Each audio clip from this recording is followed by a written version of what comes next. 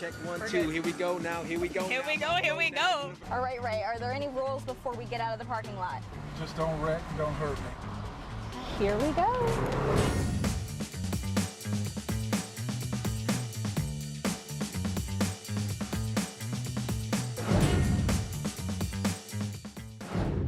Hey guys, it's Seshmi with the News 13 Trend Exclusive. The roller skating adventure set in 1980 has all the funky music, tube socks, and cheesy comedy from the 80s that you could ask for. Take a look. Megan, I love how you bring props to the interview. I love that. It's like show and tell. Since then, they've worked with some big celebrities, but now they're making over real women in small towns across the country and taking us along for the ride. Right here next to the main show floor, this is where the winning car from the Daytona 500 is displayed each year. This is Matt Kenseth's car. He is the defending champion from 2009. So it seems like we have a lot of Cardinals fans. We know this makes Sean unhappy because he is not rooting for them.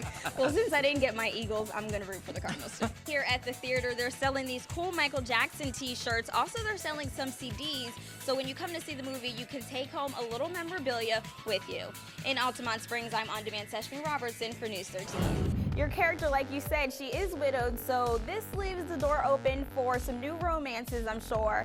And I remember when Will and Rosario told just about everyone how you gave him that advice not to embarrass you during their love scene. If you have any of those steamy love scenes on the show, will you seek his advice this time around, or do you think you're good to go?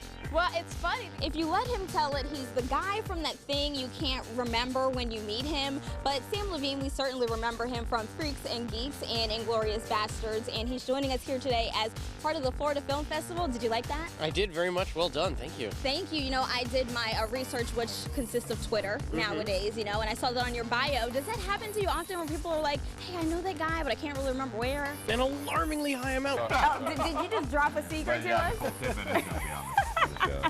It's okay, we love extra secrets, we appreciate that. Now, can we switch gears for a second and just talk about Ryan Reynolds in this Superman costume and this bleached blonde hair? Whose idea was it to put him in this costume? Well, you do so much. You rap, you sing, you act, you model, like we said. And when we were trying to think of a way to introduce you, we were trying to like put all those words together. You know how they do like celebrity names and do like Brangelina and make one word? Good luck. Finally, Cloris Leachman. Did she teach you any dance moves while she was there? Cloris Leachman? Yeah. She taught me the most ancient of dances. Really? You want to tell us about that? I can't.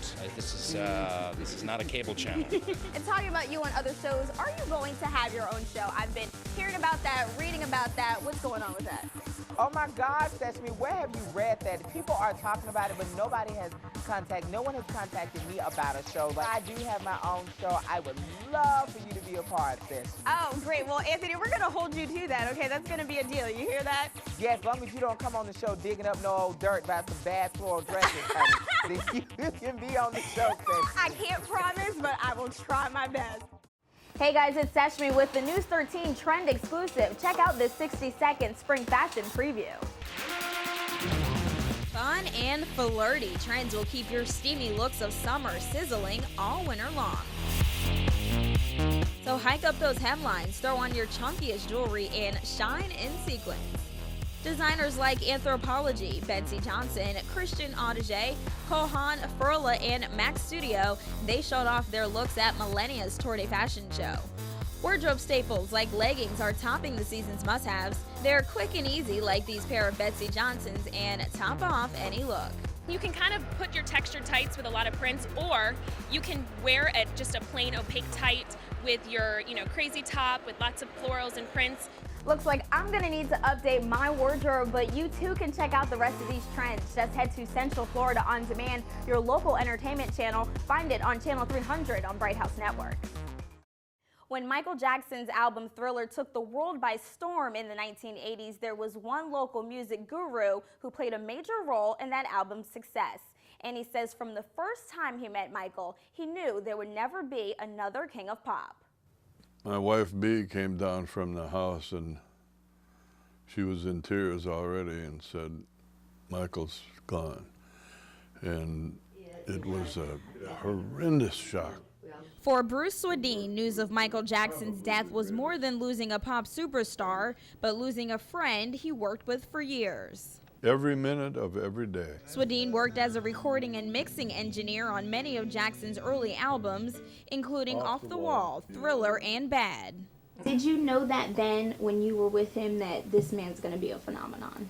Oh, no question about it. Yeah, I could tell from how different Michael was. You know, there's some people that come to the studio half-stepping, not really well prepared and so on. Never the case with Michael. Michael was the top, absolute best. Working with the best since 1977, Swadeen's Ocala studio is like a portrait of Jackson's career and pop history. In this room, you'll see a whole lot of gold and platinum, more platinum than gold, all of it from Michael. Now here's a really unusual one. Every flag that you see here is one of 22 countries where the Bad album was platinum. Isn't that something? Swadeen writes about his time with Michael in his new book, In the Studio with Michael Jackson. That release date has now been pushed up to the end of this month. In Ocala, Seshmi Robertson, News 13. All across Central Florida, people are getting ready for the big game as the Orlando Magic take on the LA Lakers. But the secret to this team's magic isn't just on the court, so we're here behind the scenes with the Magic dancers as they get ready to help the blue and white ignite. Blue and white, ignite, ignite. For the Orlando Magic dancers, getting to show off their moves in the NBA Finals is more than a dream come true. I can't wait. Is it Tuesday yet? Is it time? Let's go. Come game time on Tuesday, the lights will go out, the spotlight comes on, and it's their time to shine. The Eastern Conference Finals was crazy. It was so loud. It was intense. And to know that this is going to be 10 times more, I don't know if I'm ready. With just days to get ready, the team will practice right up to game time. They'll fly, dance, and dunk, but one thing's for sure, it's going to be big. We're going to have falling dancers from the ceiling, our dunk team. We're stepping it up. I mean, this is finals. This is the best of the best. And for some, getting this far meant leaving their Cleveland ties at the door. My entire family is from there, so at the risk of getting disowned by my father, I'm going to say no. I had absolutely no hint of wanting to root for them in the slightest. Now her family is rooting for the Magic with a little help from the sidelines. I'm Seshmi Robertson, Central Florida, News 13.